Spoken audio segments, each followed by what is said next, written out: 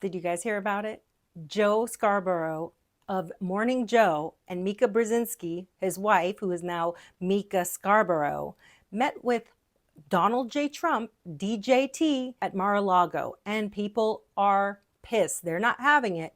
The Democrats are losing their shit once again because they feel they've lost one. They've lost one who is trying to normalize the president. Imagine that. People saying you're normalizing the president.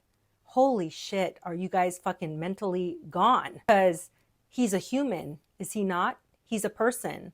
He has feelings. It's not just a random, he's not a thing, all right? He's not an other. He's a human person that bleeds just like you and I.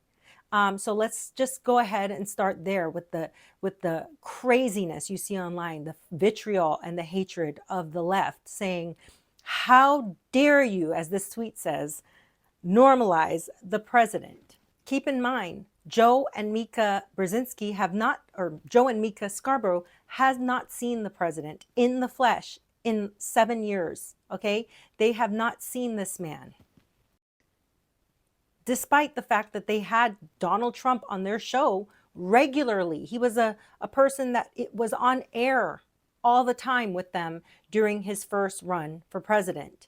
So let's just make that clear. It's not like they don't know who Donald Trump is. It's just their mutual hatred for Donald Trump on the show actually brought them together and created I don't know if it's a trauma bond or what it is, but they ended up, their hatred and the lamentation for Trump brought them together. And I fear that's what the world's getting to. The mutual hatred for someone is going to make people clamor together and close their ears and go, no, no, no, I don't want to hear you because you're not one of us. And that is bad for society. As a person who studied communications, I'm telling you, once communication shuts down, whether it's in your personal relationships, whether it's in your marriage, whatever, any relationship where communication is cut off is bad communication, leading to hatred, leading to fighting, leading to all sorts of horrible things that can happen down the line. We are a country divided, not united right now. Unpopular opinion here, their effort to restart communications with the president is, to me, a wise thing to do. It says that, okay, we did our part trying to hate you for 4 years, 5 years, we did our part, but now we have to realize and come to the realization that you are the president.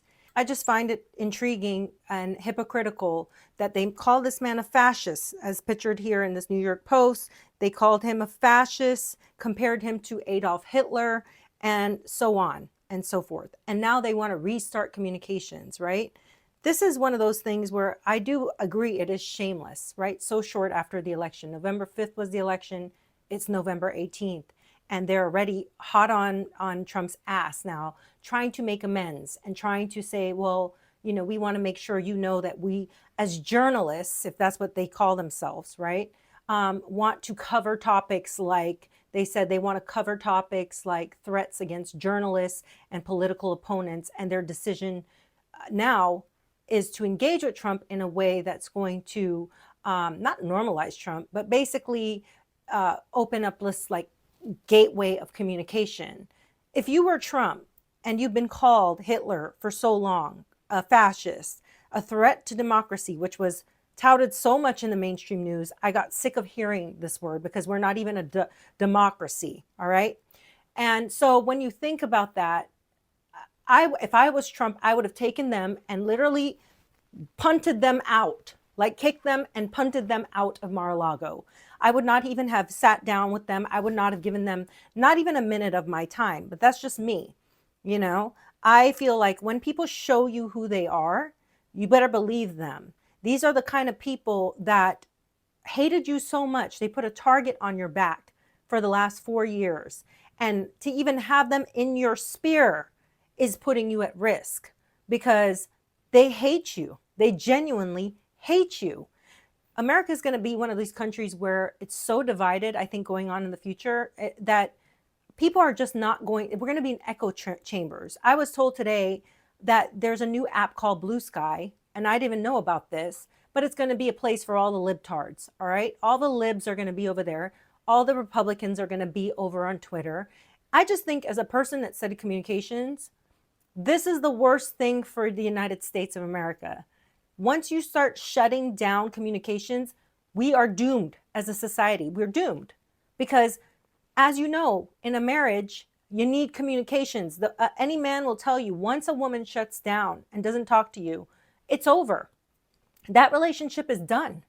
America will fall. I guarantee it will fall because we've gone so far away from each other. I get people in my comments all the time calling me crazy, you're a Republican. I'm not. I've always been on the fence. Again, I voted for Obama 2 times. All right. I voted for Hillary Hot Rod Clinton despite my common sense, just because I was so caught up, swept up into my feelings that I did not even think about it as, is this woman any good? I just wanted a woman. I wanted a woman. Do you understand the common sense there, right? There was no common sense. So I'm not one of those people that go hard right, hard left. And there's a lot of us. There's a lot of us like that just really want to hear each other out. But when you come on a person's channel or in their comments, and the first thing you do is you attack them, you call them Hitler, you call them Nazis, you call them fascists, you say they're racist, you attack on their image. You know, you look like a man, you're this, you're ugly, you have this. Like, how is that productive? Tell me how that is going to move the needle. How is that going to help the world get to a better place? Tell me, because I'm curious to know. And I do get liberals that actually watch my videos and I go, why are you even here? If you don't like what I have to say, why the fuck are you even here? All right?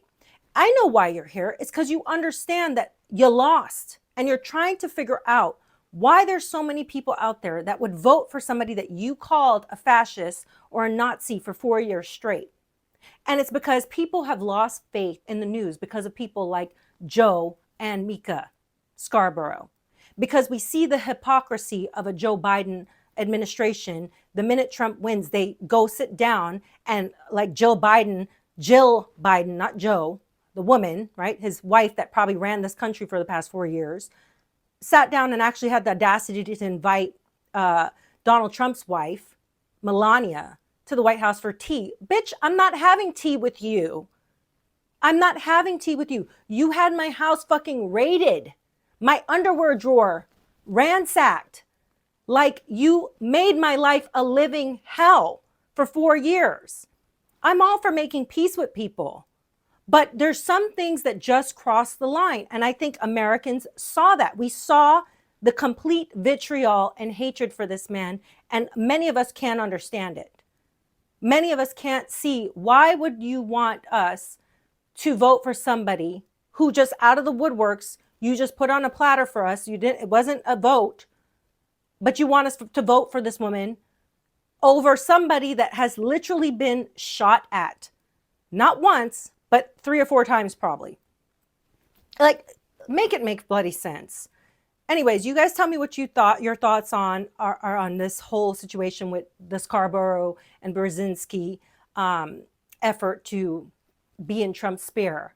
Please tell me what you think, because the reaction on social media is insane. Have a great day and think for yourself.